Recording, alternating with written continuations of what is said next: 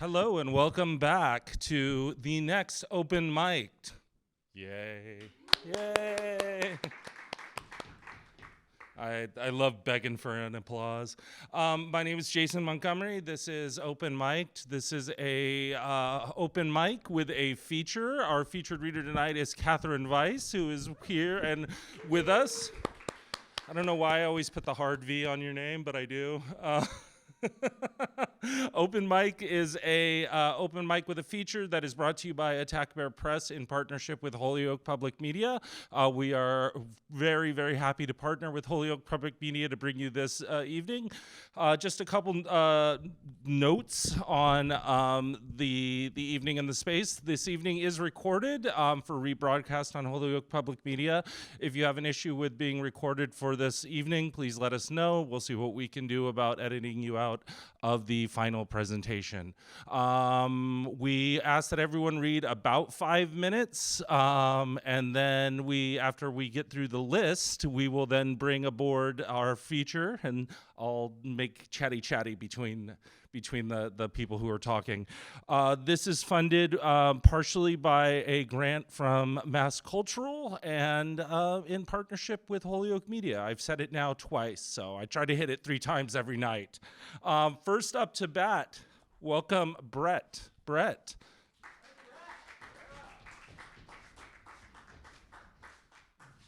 Thank you.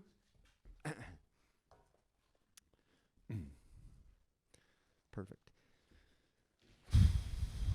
Okay. Haven't read this one for a little while, so spontaneous combustion. Those dark eyes, they are no longer hard to hide.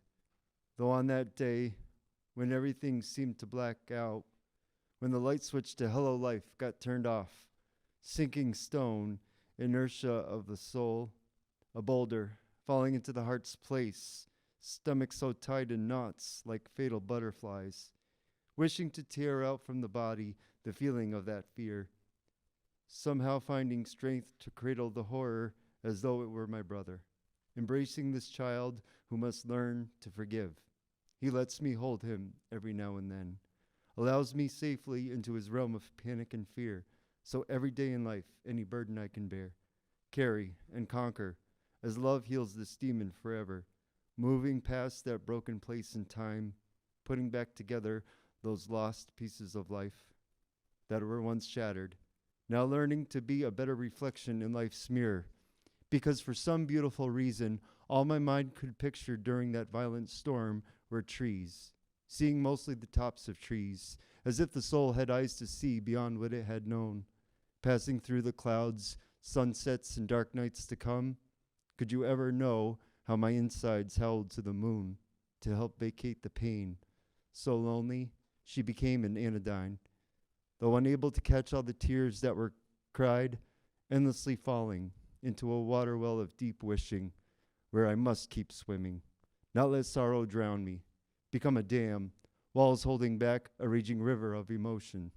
Damn it, if only I could make the bitterness stop, move on like the shining of the sun, like movements of birds in flight, fading with their shadow into the horizon, flying, ending that paralyzing fanatic stream, no longer as frail and stumbling into reality.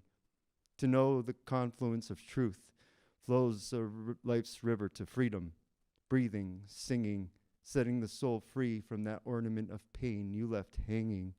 Aching terror once held against this being, now able to place the pain into the dark sky of my mind as if it were a star burning bright, saying goodbye to that sad lingering moonlight, nocturnal orphan paradise where the dark sorrow has found a place to rest, but only in the smallest fraction of a heart, where violence and torment hold no place within these hands, have no physical existence, but only in spoken word, to communicate pain.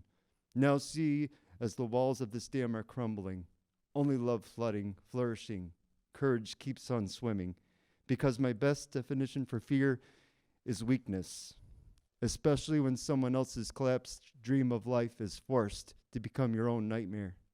As I have learned, some people's chemical balance is poison. Heartaches feed and flood their insecure hunger, Toxic people do not come with a warning label, so caution, be careful. Not to let anger and rage overflow. Remember to keep your river of emotions at a mindful level, as you might, or you might break down your own damn walls, realizing you were not ready for the flood. Thank you. Just a couple of super short ones. Moving forward. You can help flowers bloom if you want them to. You can sing all the words once you have learned the tune. Listen. Listen to the drum, beating of your heart. Rhythm, the rhythm, light in the sound. Moving forward into the distance where the wide space of time is closing in. Collider, collision that makes a new beginning happen, creating the expansion of a distant bright future, though not so distant, for only I have been reluctant to change. Thank you.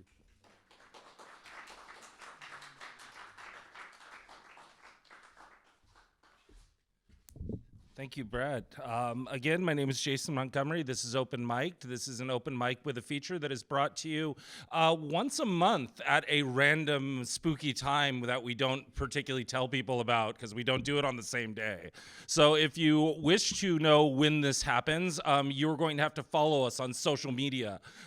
So sorry about that, but you can find us at Attack Bear Press on all the social media platforms. And next up to bat is Anissa. Anissa. All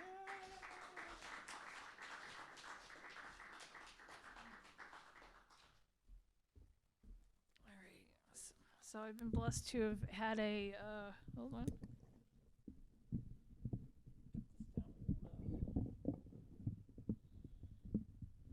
Had the opportunity to work with a grant and publish a book. So I've published a book called Acorn Self, poetry from a journey from suffering to enlightenment. It's me about escaping my who I was conditioned to be. This one's called Balloon. Like a balloon unwrapped from the tight creases of a child's finger, waiting for release and then flight. I'm afraid. It's too risky to watch it float away. So I stand still, admiring its color and lightness, afraid that letting it go will choke a bird. Because it could happen.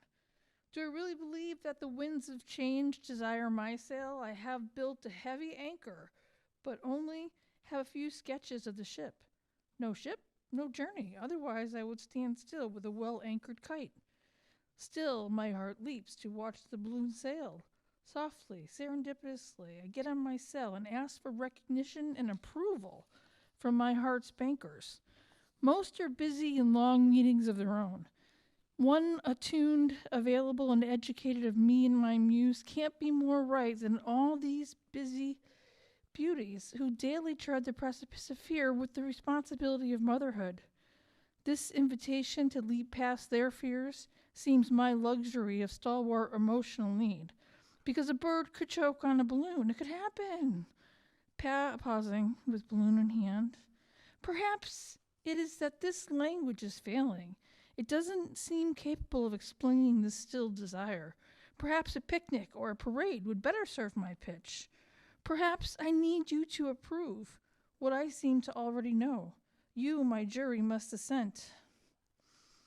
Oh, Artemis, with me lament the syncopation. It's the erring translation. Do I believe? Do I believe? Knowing that belief prior to the 17th century, that belief meant closer to beloved, a commitment, asked of and being a beloved. I look up, pause, smile. You were there and you see the balloon. We can't all let one go, but today I must believe that I can.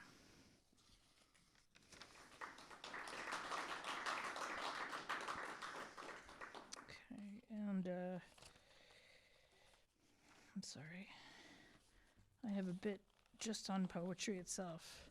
Poetry, a measure of fluid ounces. I'm half a cup short today of shortening. There's no grease in my lightning, and the rods sear through me.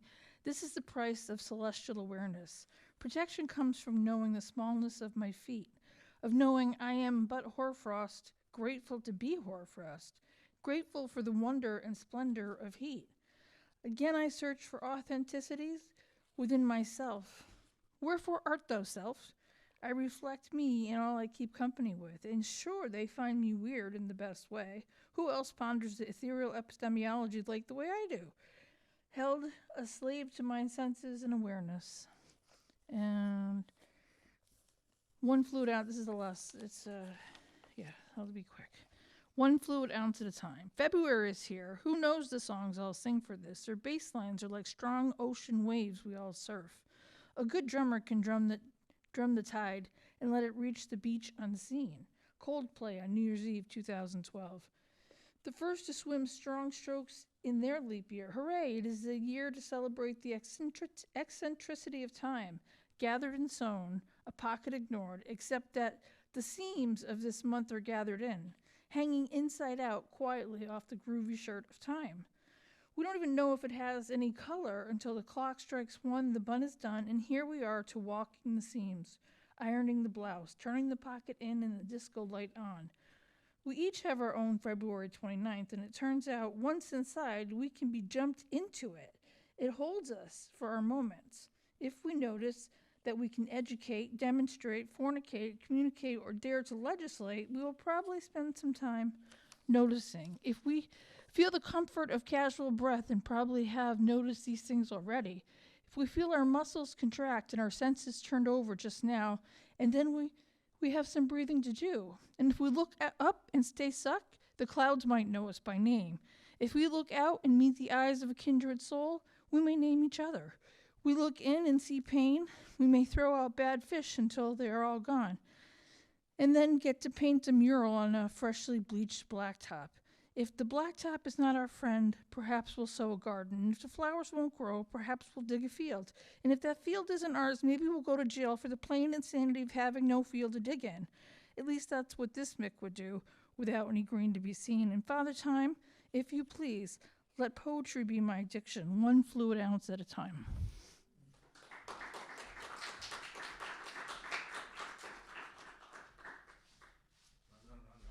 Run. Okay, I made it. Once again, this is open mic'd. This is a multilingual space, so just an invitation to anyone who may want to read in any language. Please don't feel like you have to just read in English. We invite all languages here, and the audience, I encourage you to learn a couple more languages. So, may I have to the stage Deanne? Deanne, please. No? Did I mispronounce it? Deanna. No? Dana. I need to learn to read English. Thank you.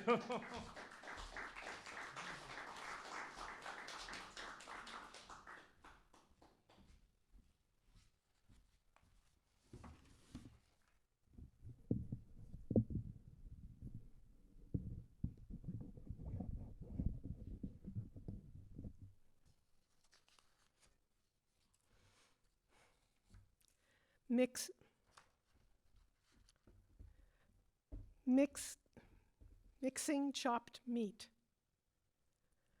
Plunge your hands in the bowl, feeling assorted lumps. Take sticky clumps in your hands, turn them over and over.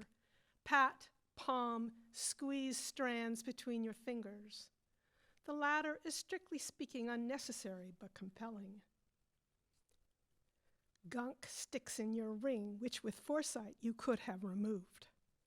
Elemental, this twisting muscle, churning guts, palpitating fat till it gets warm and spread and lose definition. What was discreet is now muddied, heavy. Take your hands out of the bowl now, Dana.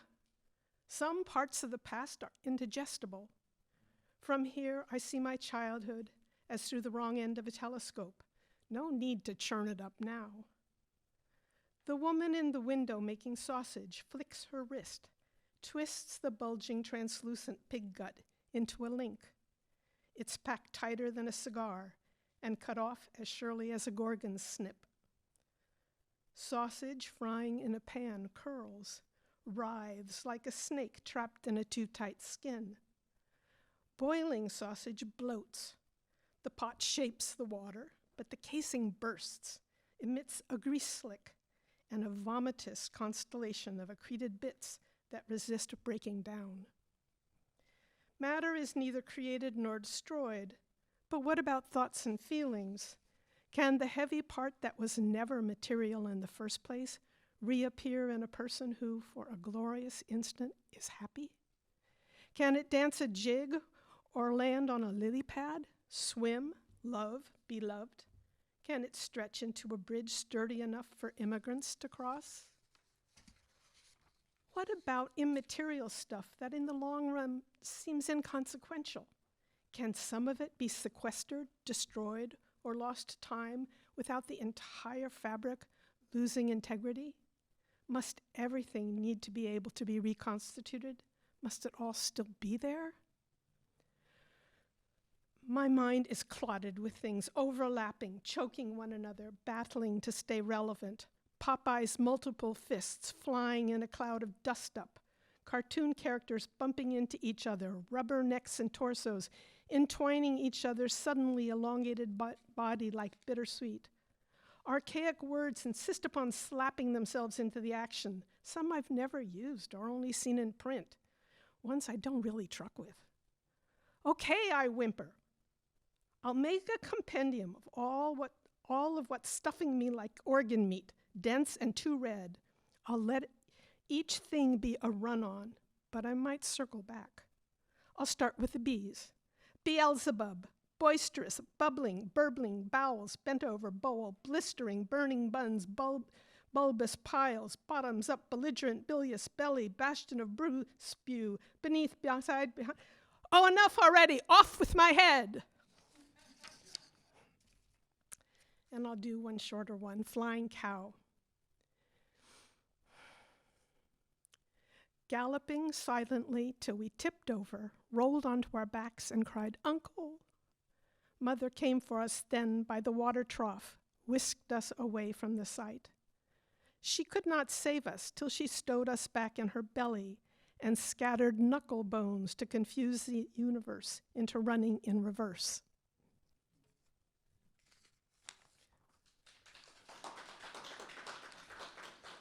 I could keep going, but I will stop. Thank you.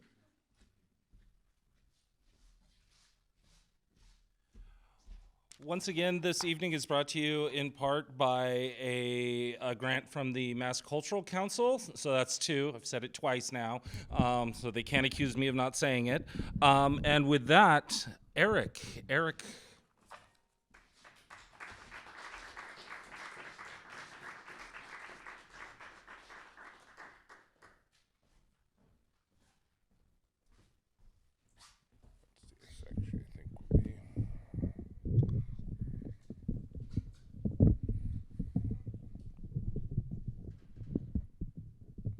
Hello. Hi, everybody. I'm Eric, or ESP. That's just my pen name. I was going to read something different tonight, but then I decided to read something else, so if I can find it here. It's called My Favorite Blue Flannel. The weather is growing cooler. The autumn days condense and get shorter. I opened up the closet today in search of my favorite blue flannel. There it hung, such a lovely shade of blue, so bright, the material so soft too. When first I had seen it in the store, I wanted it so much it hurt. It was love at first sight. I knew I had to have it and yearned to make it mine. When I did, I wore it every day and night. It felt so very fine. I showed it off to all my family and friends. They all said, "It suits you perfect and fits you just right." I put it on today in earnest, but now it felt a little too snug and tight. The sleeves didn't quite reach my wrists anymore. I said to myself, that's all right. Yet I knew it wasn't deep down in my core. It being my favorite, I said I would wear it anyway. Standing before the mirror, I buttoned up my favorite shirt. I could feel the fabric stretching, binding across my chest so tight it hurt. I could feel it constraining, cloying, suffocating, feeling ready to burst. I could tolerate no more. Angrily, I wrested the fabric from my flesh. Black buttons popping, clattered to the floor. Enraged, I balled it up and flung it to the corner. Red-eyed and bare-chested, I slowly peered into the mirror. What the hell am I doing? Suddenly, I felt so very drained and weak. I quickly retrieved the flannel from the corner. I pressed the soft fabric against my cheek. I thought of all the time we had spent together and everything that we'd been through. I remembered every off-season trip to Maine and every backyard barbecue. It had once fit so perfect. I tenderly sewed on back each button. As I ironed, it gave me time to reflect. What had happened? Had it shrunk in the lonely cold water wash of the dance of the washing machine? I knew I had grown complacent and soft around the waist. It's only natural time wear away some of the luster and sheen. I wasn't the same as I was, to be fair. Maybe it was my own damn fault. Maybe I should have taken better care. Maybe I should have sought professional dry cleaning. Oh, by the way, I signed the papers today. Then I headed out to Goodwill. I left them at the lawyer's office along the way, although deep in my heart I felt it was a sin. I left my favorite flu flannel there in the donation bin and walked away with a tear in my eye. Wash, rinse, repeat.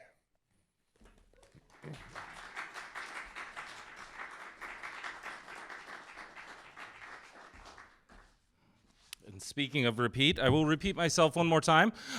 Tonight's event is brought to you in partnership with Holyoke Media. Holyoke Media is recording this event for the Holyoke Media airwaves. So if you have an issue with your performance being recorded, please just let me know and we'll see what we can do about that. And if you're late and coming in and you wish to sign up, we do have maybe one more space, two more spaces on the list. So with that, may I bring up a former feature, Jade.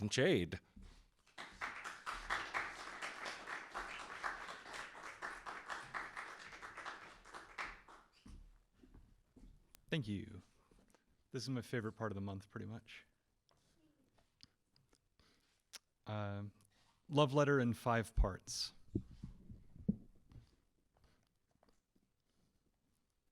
One, dear Sean Bonney, the outdoor seating's as empty and the cold as you said it'd be. Don't know why, it's the north, yeah? You'd think they're used to it. Maybe you don't get used to cold, maybe you just endure it. Table umbrellas complain in the breeze's strong moments, nothing's satisfied. Even nature doesn't look the same, doesn't try to drug my drink when I look away. At least the leaves are still conspiratorial about life.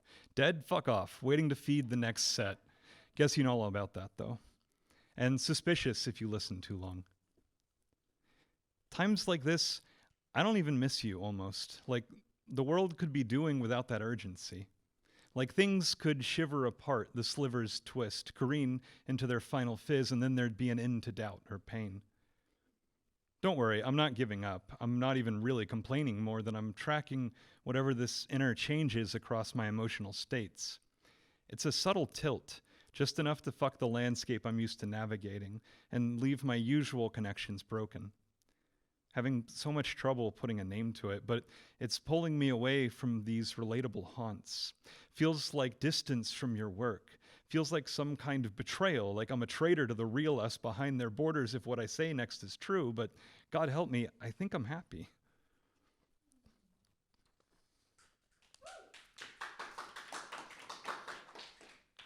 Two, home.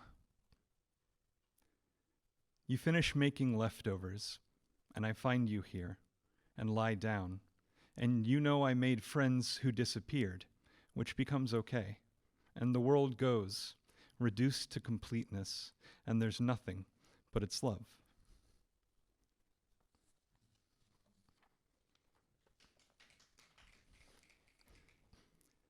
Three, aleatory sequence. It's true. The beginning can be beautiful at times, and there's parts you'll never forget. But first you leave.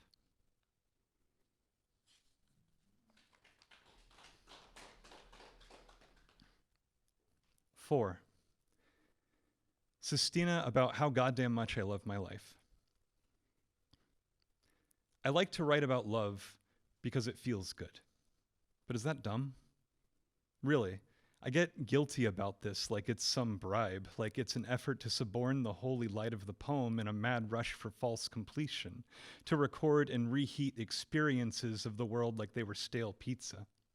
I get worried I might cheat love of its actual core, might brush past truth saying, I'm good, thanks, on my way to make sure I find pleasure, delight, all those other positive words I cling to like a stubborn child, like I'm plunging away from age, like I'm Benjamin buttoning toward being born, and only in that final moment as the heat of return warms my face will I recognize this as a lifelong error, escapism, some flight from what was literal and liminal, love as synonym for good, and simplified into the feeling of having a crush who returns your feelings, love as simple airbrush covering whatever wasn't nice to look at.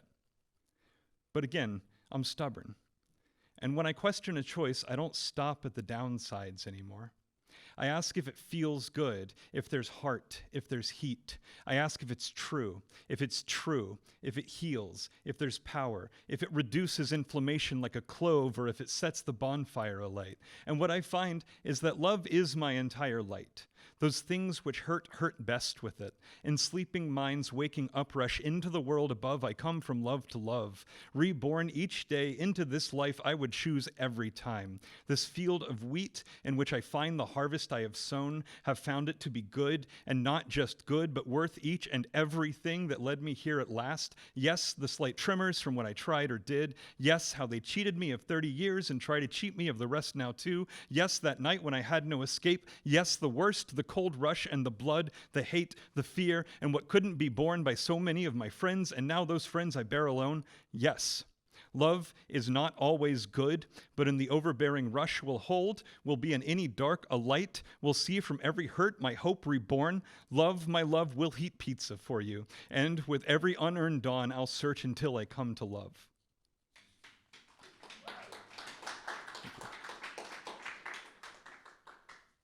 5, relations of the core. Workshop, crowds of shadowed figures grazing against one another in the fog. Song, I wish that all I'd ever done could spend 3 days underwater. Proposal, how you dangle your fear into another path. Pool, it's open, drive safe. Pointy, signifying finitude. Poetry, chiropractor of the soul.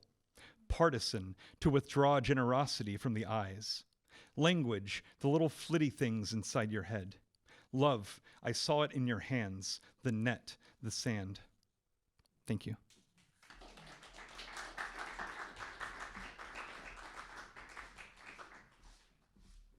Thank you. And next up on the microphone is Matt. Matt, welcome.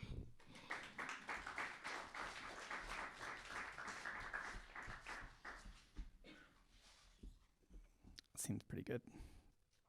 So I read this last night at the Roost, but some people couldn't hear, so I'm going to read it again here. This is called Scale. If you put a picture of deep space galaxies next to a photo of deep sea microscopy, they look the same. Red nymph of some nascent jellyfish, hard to distinguish from a distant sun in redshift. Map of the visible star clusters like rivers over the land or blood vessels in the hand, just branches in a different tree. The roots of trees in this city not so different from the electron paths of memory, with their inscrutable energies and all the if-thens of cosmic chemistry leading somehow to the relationship between her and me, collapsing with the geodesic inevitability of a black hole's singularity, curling up on the sofa, cuddling.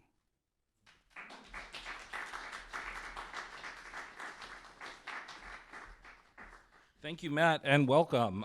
Once again, this is Open Mic. This is a partnership between Holyoke Media, Attack Bear Press, and it's funded by Mass Cultural. So that's 3. I've done it. I made it. Yay.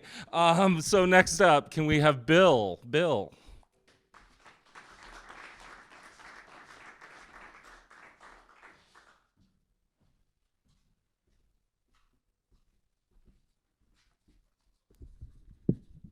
How's this sound? Is it okay?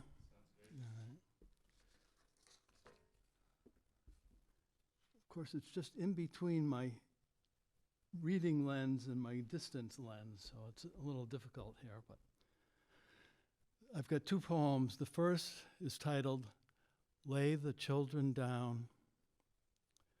Lay the dead children of Gaza down on their back, side by side, in the street, in a row, extending from where you are now to a point almost 2 miles distant.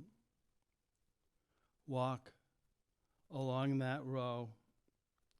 Spend 30 seconds, just 30 seconds, looking at each pediatric corpse and memorizing his, her, or their features, the nature and shape of each of their wounds, and the facial expressions, if they still have a face, at the last moment of their life.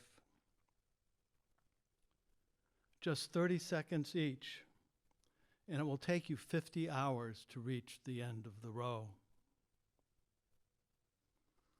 What strategic, political, or religious rationalization could possibly justify such obscenity? There is no evil force or devil at work here.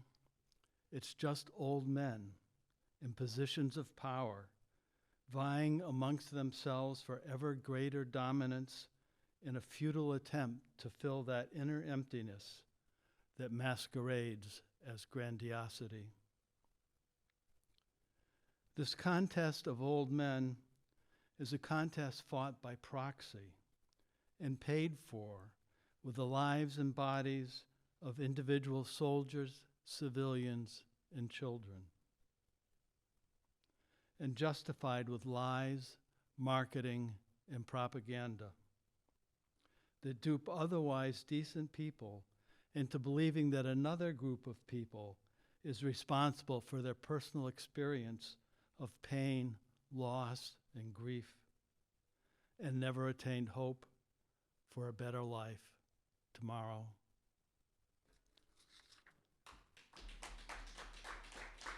Thank you.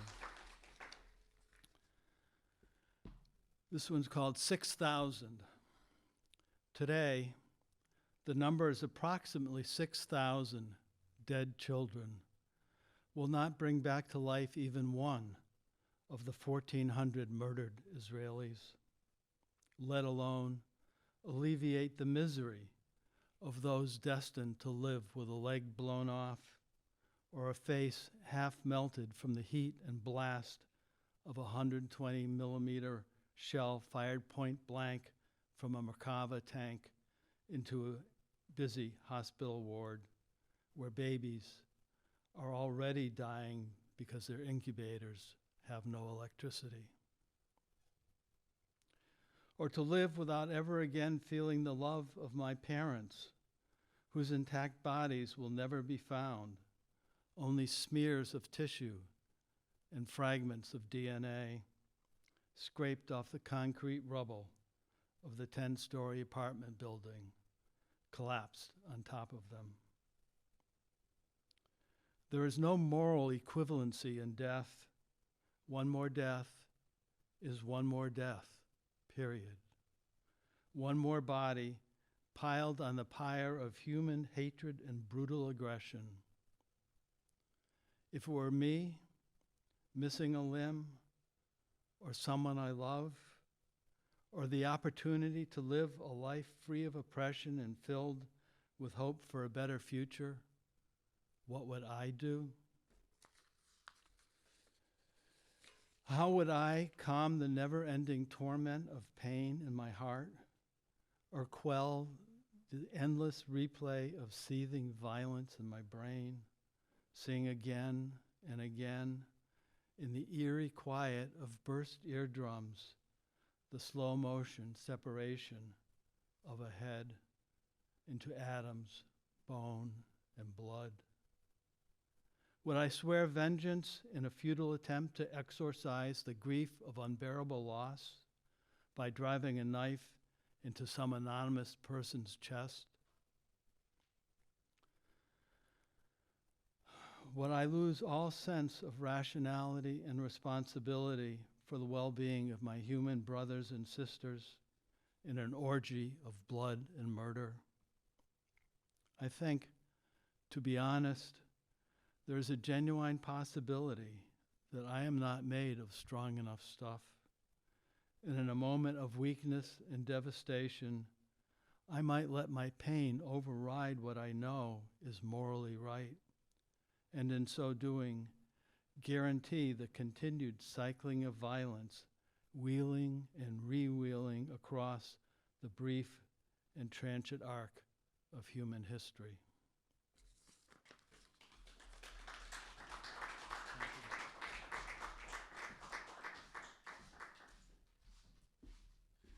Thank you so much, Bill. And next up, we have JL. JL, do you just wish? Okay, there were words. Thank you.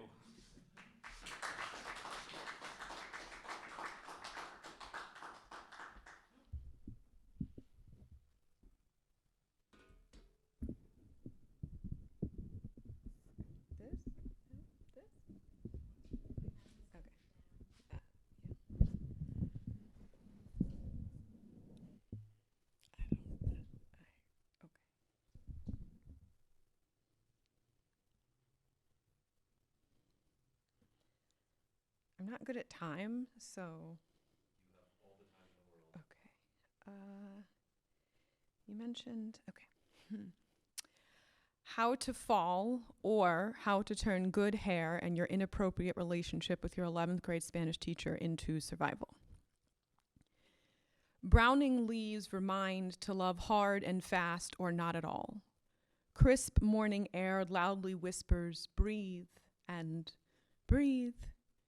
The demanding calls of water birds say, ask for what you need. Dive for it if you must. The fire of the trees reaches for a barely blue sky. Squirrels hide nuts for cold winter months that I will flee, for brisk waves and warm rays and day trips to Mexico. Para buscar el sentido de vida. I too am balding branches, sitting here swinging, my body forgetting how to hold todo de este potencial, la luz de aquellas flores escondidas. Find me in the music of Tijuana and Puerto Nuevo, in the waves, the melanin and otherness, but do not look for me. Do not wish for me. Espera, the way the tips of the maples pray before the first knots form in the spring. Espera, and see how I return. See if I decide to bloom for you.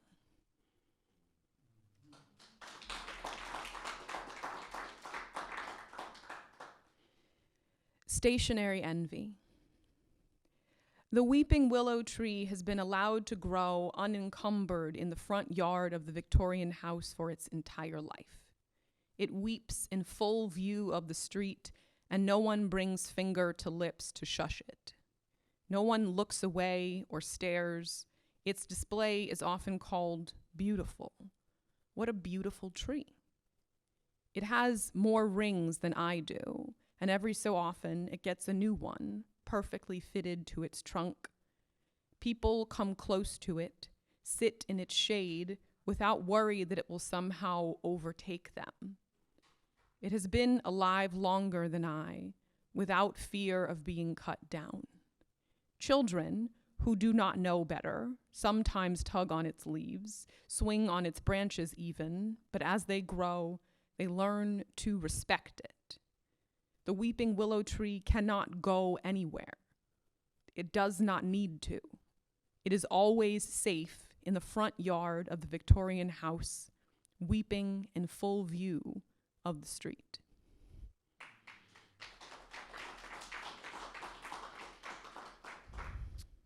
This next poem is after Hanif Abdurrahib, and it's called When I Try to Sing Bill Withers' Ain't No Sunshine, all that comes out is philosophical questions about the nature of the universe. She says my voice is flat, And here I thought music was universal language and transcends all and shit. Can't she hear my pain? And I can take criticism, especially from a bearded lady who stands there for 20 minutes arguing with the owner of Planet Fitness that making a person in a wheelchair wave their arms around until someone from the front desk comes and opens the door does not count as accessibility. But the white girl at the bar complimented me, and I want to believe her. The first verse was shaky, but then you really got into it, she said. And I wonder if someone more important telling the bearded lady that I am an artist would make me one. And maybe my voice is flat, and maybe I'm just singing to an almost empty room of white people.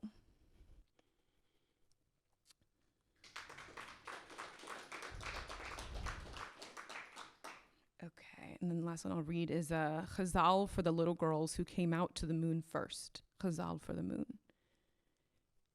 I knew I was queer when I saw you, full, reflecting the June light. I've learned to sew my heart to my gut, so I'll always swoon light. Every song I have ever written is to an impalpable woman. Words ache past the throat to the tongue, and I croon light. My mother never told me that I was anything but here. A younger self sews pieces to bathe my body in the womb light. I drove to the top of a mountain begging to touch you just this once, but the road went on, or else the crags swallowed my too soon light. I went to the prom with only you, perched on my 6th floor windowsill. We were perfectly dressed, aglow as the wind played our tune light. Spend the night, I said, so we made love. And we never, ever met. I called for you, came until the day sky shone with maroon light. I hide my sheets and all my secrets in the pauses of poems. To kill me, you'd have to read me into a corner with crude light. The warm night invites the chamomile and jasmine to dance. I sit still on the water's edge, finally kissed by your moonlight.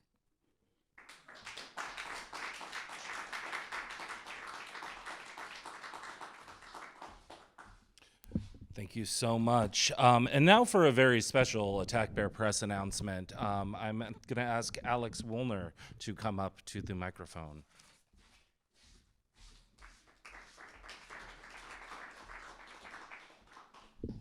That's quite the intro for this announcement. I have a bit of laryngitis tonight, so Jason told me that I could make this announcement on behalf of Attack Bear Press, but that I also had to read a poem. Announcement first, though. So as part of Attack Bear Press, I run a project called the Poetry Vending Machine Project, and we have poetry vending machines. They're about yay big. They're like the size of this music stand. And we are always accepting submissions on our website in English or Spanish. And if anyone in Holyoke would like a poetry vending machine at their establishment, I have two as part of a grant through Holyoke Local Cultural Council and Mass Cultural Council. Just another shout out for Mass Cultural. So please contact me because I would love to get those out in the community. There is one currently at the Wisteria Hearst Museum, and I am looking for another location. So again, Poetry Vending Machine Project, attackbearpress.com, or you can DM me on Instagram at attackbearpress. This is an old poem, Any Body. Today I am made of oil boons, human hair, heavy sand, strung together and floating like the two sides of a hand, one barrier and one defender in a polluted sea. You are a flour sack, meant to hold within temporary stitches, But if you slow slack to the side, can you give up the weight of your own body to toppling over? How much of you can escape?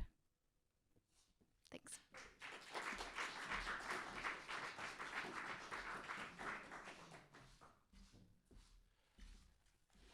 And with that, we have come to the end of our open mic for the evening.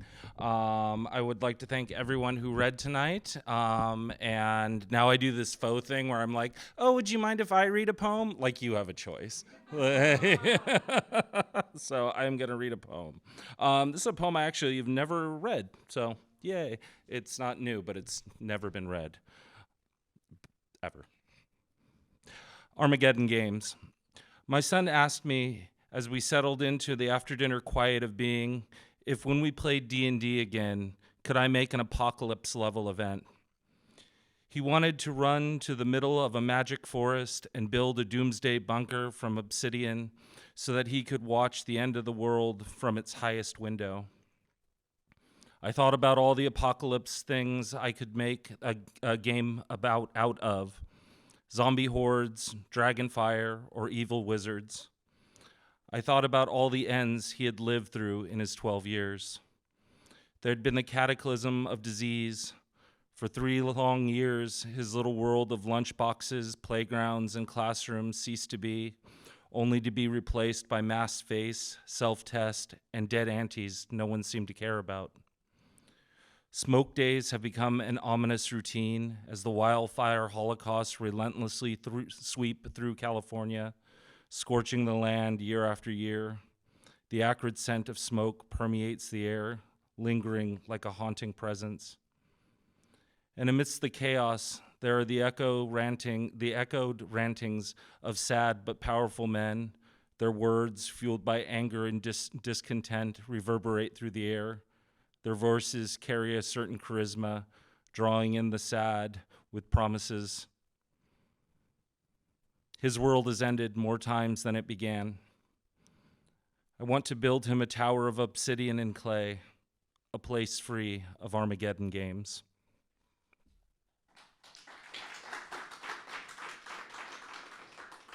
And with that, now we have a feature. Our feature tonight is Catherine Weiss. She is a poet, illustrator, and arts organizer from Maine.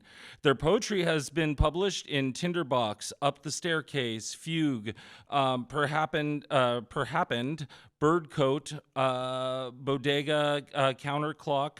Oh God, there's so many. Had Taco Bell, Quarterly, Flypaper Lit, and elsewhere. Sorry, Catherine, I am butchering your... I skipped to the end? No. I want to read the whole thing. They have been nominated for the Best New Poets Anthology and Best of the Net Anthology. Catherine's chapbook length poem, Fever, is available from Gingerbug Press, and 2 full-length collections, Wolf Girl vs. Horse Girl and Grief Cake, are available now from Game Over Books and here tonight. So with that, can we please welcome Catherine?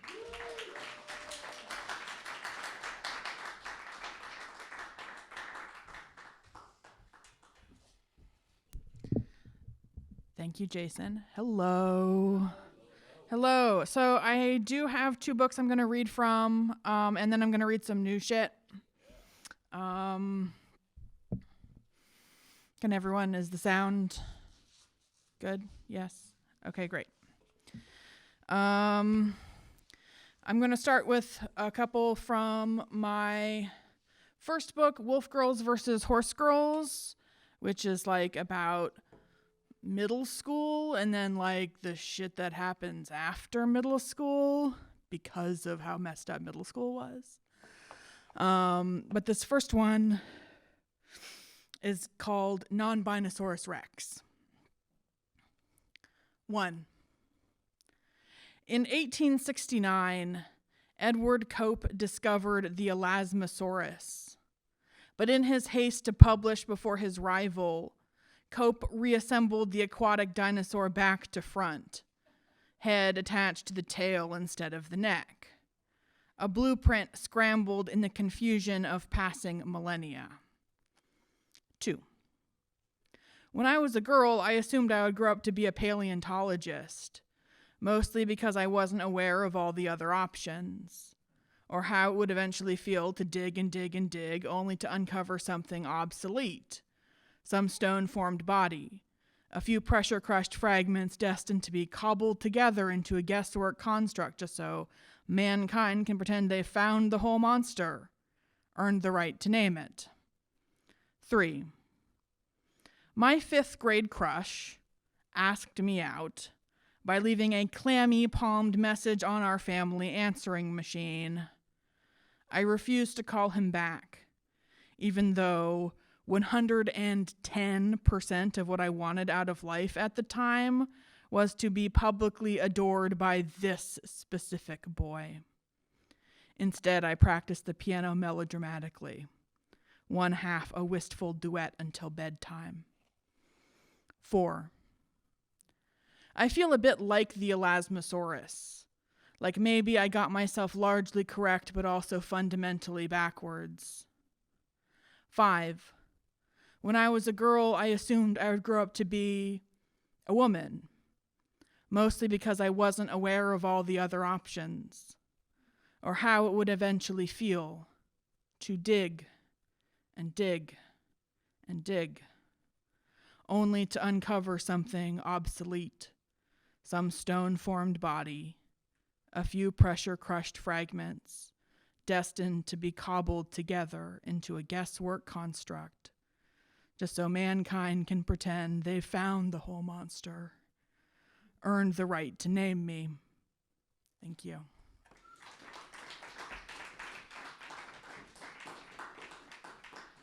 I'm going to read a sestina.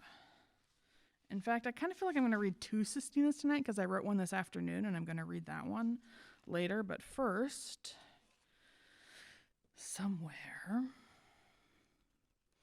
going to find this one. Sestina for the boy who might have loved the ghost of me. My first god was Mrs. Martin. I prayed her seating chart would place me by my crush, and almost every month, glory, in her hands this miracle would occur. She understood heaven. In 5th grade, there were so many ways to drown. Lust and love drawn in on the same haunted tide. I would sometimes fantasize about haunting him, to literally die and become a ghost. I remember praying I'd get sick and die, or fall down and die, or drown, and then I'd return to visit my now very sorry crush, surprise him on the walk home from the bus. Heaven is being desirable, just wants to have the upper hand. One whole afternoon we spent touching hands when Mrs. Martin assigned us to square dance. Haunting memories dressed up in pit sweat stained baggy tees. Heaven is do-si-doing without having to admit you're into it. I don't pray out loud, though I always seem to get what I wish for. My crush grabbed my child tits 3 years later. Drowning only took a squeeze. One way to kill desire is to drown it. We grant boys our love and also clever hands. But I'd already grown up enough to be crushed, already become a roadside thing, a haunted pelt, the dullest quill bag, ponytail prey on this tarnished bed, sourest of heavens. I made my second god a sensation like heaven, encouraging every disappointed love to drown in the next fixation, whatever happens when a prayer meets sweat. A wrist, a knee, dimple, hand, brow, temple. I have always been a little haunted by the effort to seduce myself in the name of a crush. At the pool party, I remember we drank Cokes, crushed the cans with airwalks and pencil tips. In actual heaven, maybe you wouldn't have to die first to haunt a boy or two. In my honey tea-steeped dream, I drown them all and wake up forgiving everybody's hands. I don't need a new god, just periodic shallow floods. I pray fondly to the landscape of a finished crush, a drowned heaven, easy swing seaweed trees and mute crab-handed men, haunted bubbles drifting skyward, tiny breaths of prayer. Thank you. Bright lights always make my eyes water, so sorry if I take pauses to deal with that. So I'm going to read this one. I didn't have a plan. I had a very loose plan for what we were going to do tonight. But I think I'm going to read this one. It's a wintry poem. It's called, But Anyway, How Are You?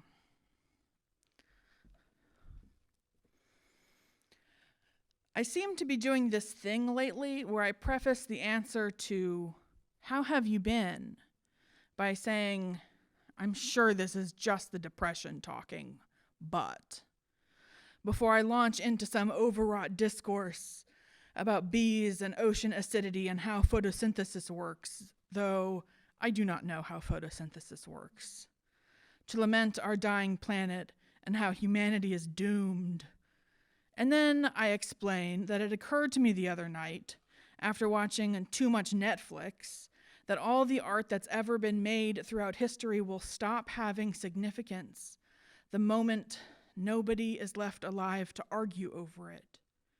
Not the 90s one-hit wonders or the not read stacks of New Yorkers, and I'm pretty sure an unread poem still counts. But I worry an unreadable poem is just a bunch of molecules that threw a tantrum one time. And then I go on to explain to my visibly horrified spouse or friend or colleague that I've been spiraling because the emptiness humankind will leave behind is already sorrowing the backyard songbirds, and isn't the impending silence just impossibly tragic, I ask? And then I do the worst thing of all, which is laugh dishonestly at my overwhelming anguish and confusion, before finally blaming this whole outburst on the obvious target of February with a shrug that assures everyone my fear is not so large that I can't tuck it politely into my pocket and get back to work. And it's only much later, after I have driven home and had a good sullen sit and the cheesy half of a burrito, that it even occurs to me any of this might, in truth, have actually been the depression talking. And it's not that I'm too cool for hope. It's that mental illness is just something about my body I have gotten used to, like fatness or kneecaps.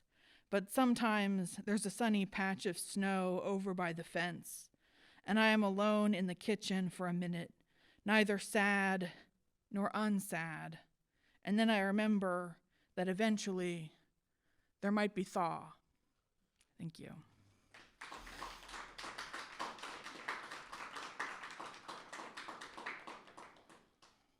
This poem is called Plurals.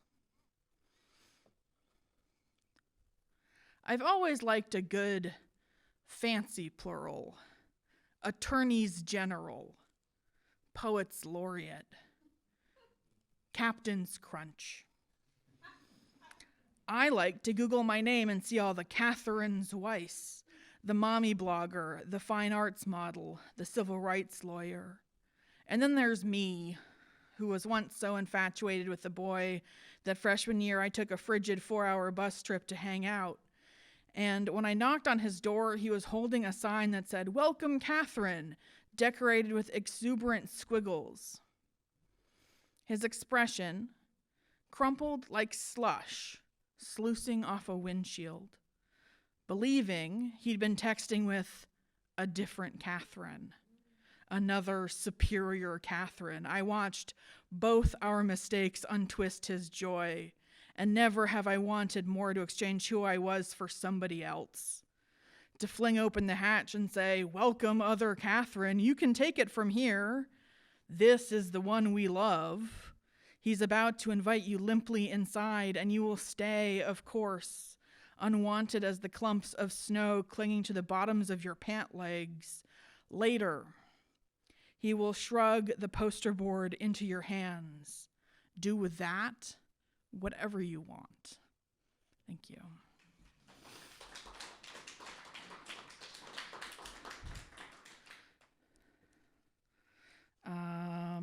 I want to read.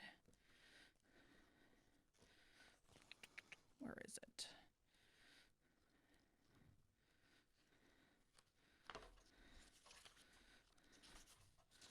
Please bear with me while I remember how my book goes. This is called The Context of Rain.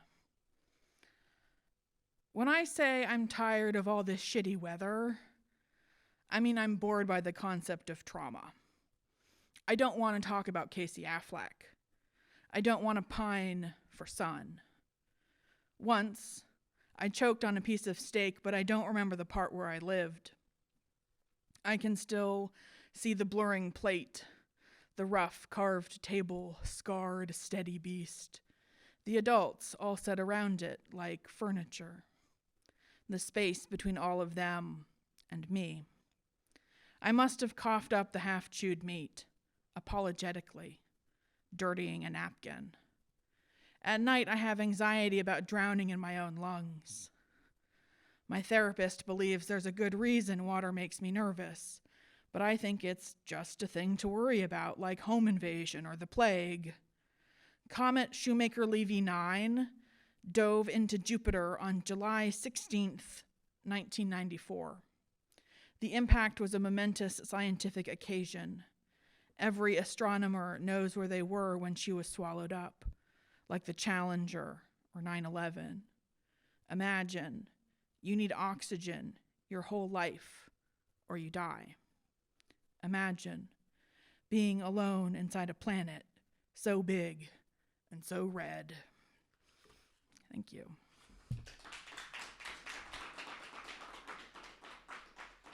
So these next couple are from my second book called Grief Cake, which is also for sale over there. Both books are $15. I'm going to read the first one from this book. It's called Palinode from the Future.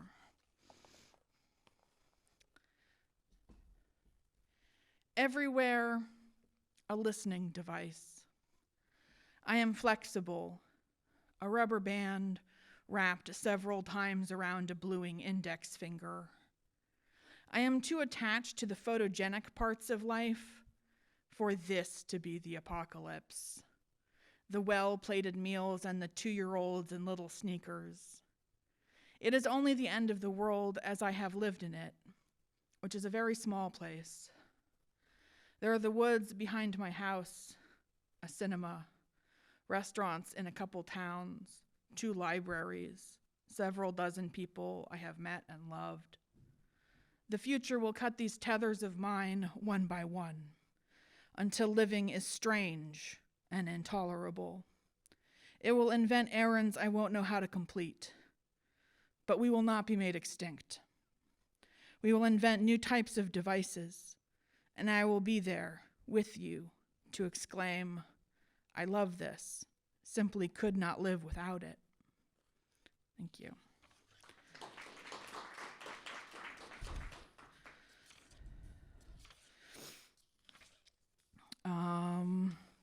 This one is called Fuck, Marry, Kill Spider-Man Edition. We played the game before we knew what would make marriage good, before we understood what pleasure there was in a screw, before death put shoes on our hands and made us crawl all over the floor, begging for another day. Fuck past, marry present, kill future. In other words, love the one you love.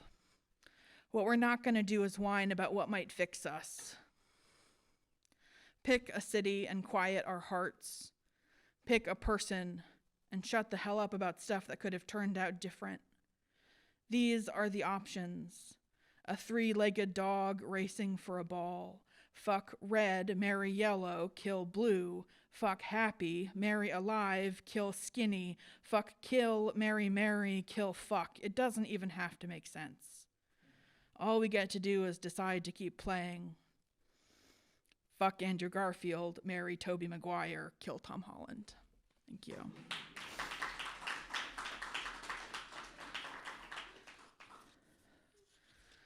I'm going to do one more from this book, and then I'm going to read some new ones, and then we can all go home and go to bed.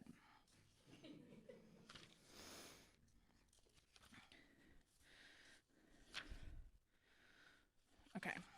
This one is called Working on My Night Moose. The only fact I remember from freshman year human evolution is that tale about the ancient broken femur that had healed. This was presented as the oldest evidence of civilization. The class was after lunch and I was drunk, so I only caught the gist of the lecture.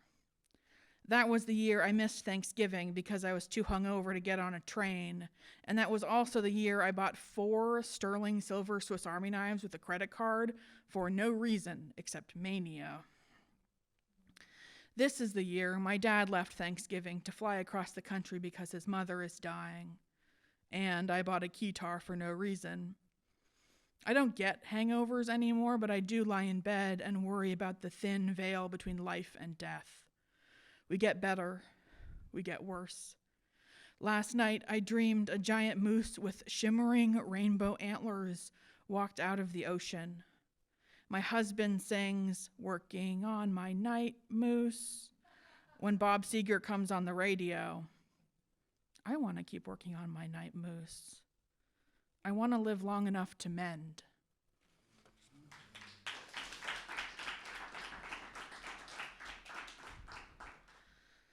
All right, I'm going to read. This is a love poem, and it is also a palindrome, a line palindrome poem. So it ends the way it starts.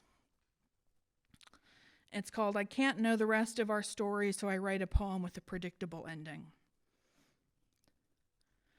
I think of the distances between us. When you are in the kitchen and I am in the living room. When you are on the porch and I am in the dining room. When I am in the bathroom and you are in the basement. When you are on your side of the bed and I am on mine. Are we nearer or farther if we are asleep? I have lately wondered if closeness is an illusion. Don't worry about that, you'd laugh. We have patterns, and you know all of mine so well. I refuse the worst of the intrusive thoughts. You are soon to perish in a car crash or slowly dying of cancer.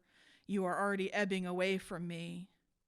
I put these unwelcomes gently on the floor like, thank you, no, thank you. I wish more poems talked about not knowing what's going to happen. My love, what's going to happen? I wish more poems talked about not knowing. Thank you. No, thank you. I put these unwelcomes gently on the floor like you are already ebbing away from me. You, soon to perish in a car crash or slowly dying of cancer. I refuse the worst intrusive thoughts. We have patterns, and you know all of mine so well you'd laugh. Don't worry about that. I have lately wondered if closeness is an illusion, if we are asleep.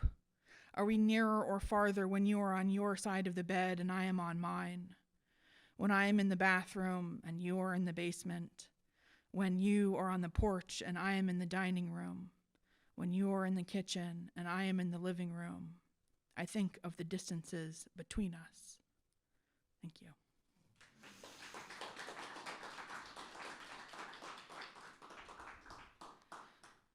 All right, do I have time for like 2, 3?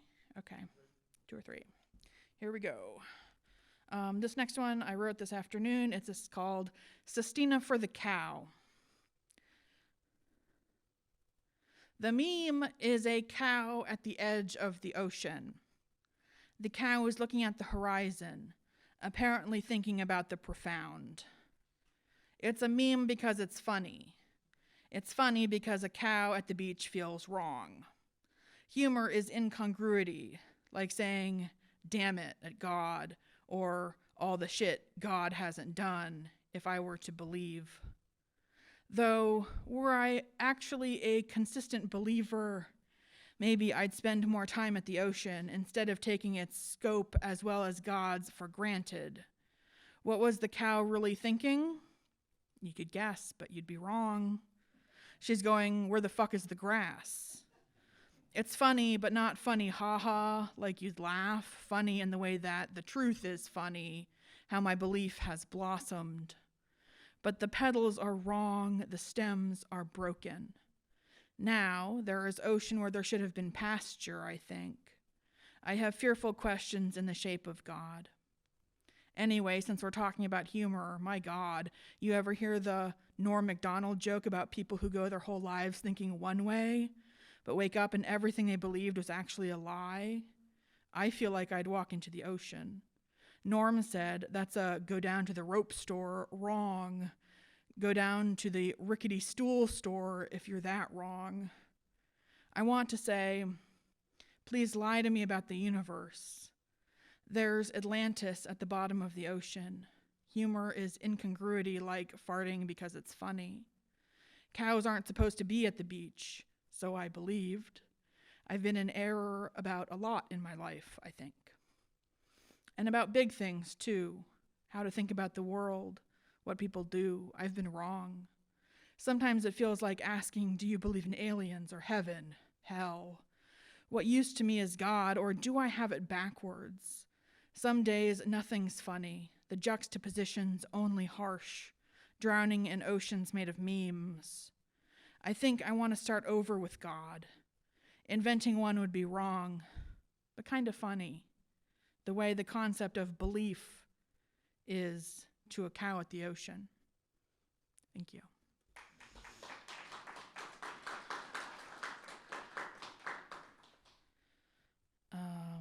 This next one is called, I always use a stopwatch to time my highs after taking edibles. My life, a slideshow. I am certain I am actually still in college, taking drugs for the first time. My whole existence since has been a dream. Suddenly, I am watching Family Guy, feeling heat in my face. My inner monologue going, I'm an animal, one of a species who feels shame viscerally. I am contemplating the concept of inner monologue. I'm in the bathroom, sitting on the floor. I'm in bed, watching the walls collapse. Time stops completely. I'm shaking. I'm giving a man I must know a hug. He is explaining the concept of getting high. I got too high, he says. I have no idea what any of this means. Acceleration. Adrenaline pulling on the ground around my ankles. I am a poet. People have parents. Everybody's born. Everybody dies. I piece together the facts of this alien life. It seems absurd. So absurd I must have made it up. The terror of the thought, when I come out of this, I will be a different person. I come out of it okay, though a little weirded out. I suspect that reporting on bad trips is like relating dreams, less interesting to everyone else. Regardless, several nights ago, I dreamt I was holding a baby. The baby wasn't mine. The baby said, "Start your timer." And I said, "I don't have a clock on me." And the baby looked at me with tiny objective eyes and whispered, "Start your timer now." Then somehow the baby pooped in my mouth. When my therapist asked me this week how I feel about never having children, I tell her this dream. We laugh. I don't tell her what happened next. How the baby turned to rubber and then cloth. How long I held her in my trembling hands. How tight I gripped that strip of rag. Thank you.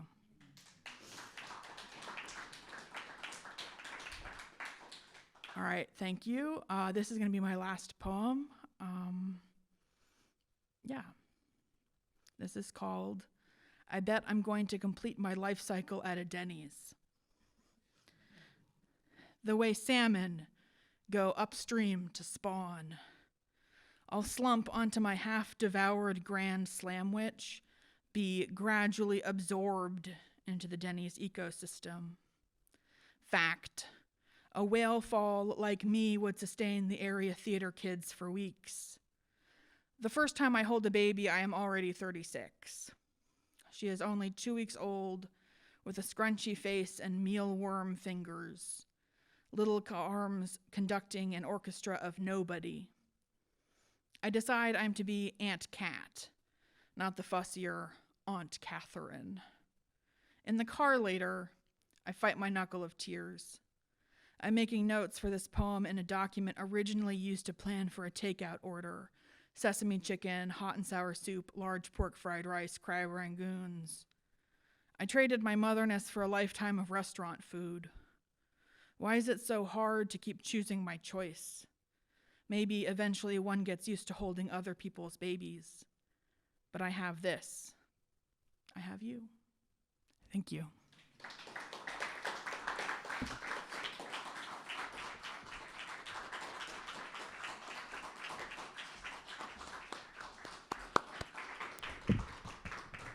And with that, we find ourselves at the end of another open mic for the month. It has been lovely to be here with you all this evening. For all of the readers, thank you. For Catherine, let's get another round of applause. Yeah.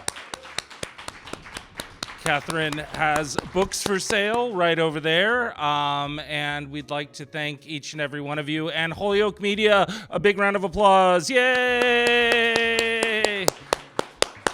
And with that, have a good night.